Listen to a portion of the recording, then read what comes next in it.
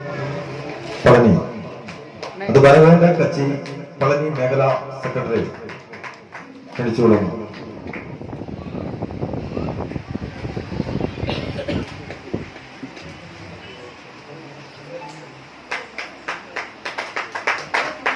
எல்லோருக்கும் வணக்கம்.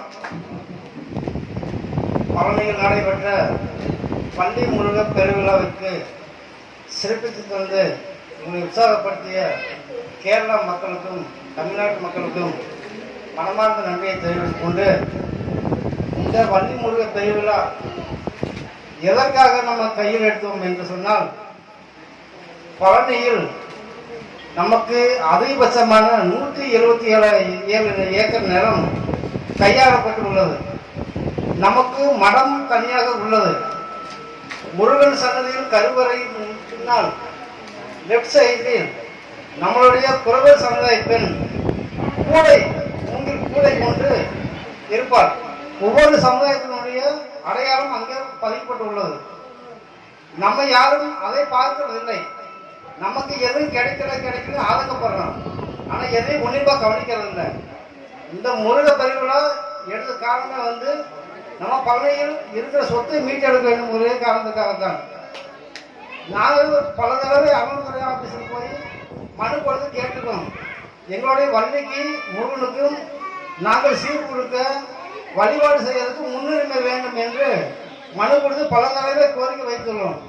அந்த கோரிக்கை ஒருவரும் எங்களுக்கு அனுமதிக்கவே இல்லை.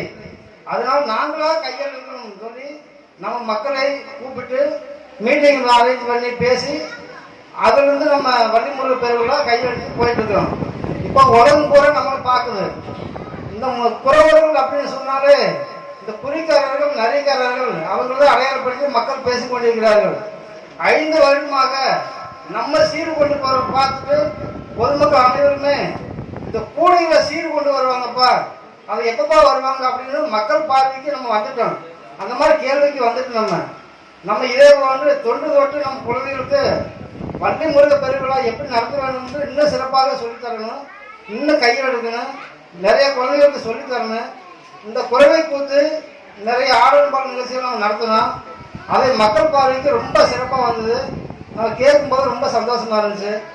அடுத்த வருஷம் இதே மாதிரி வரணும், சீர் கொண்டு போகணும், என்னோட பணி தொடரணும் என்று சொல்லி நன்றி விடைபெறுகிறேன்.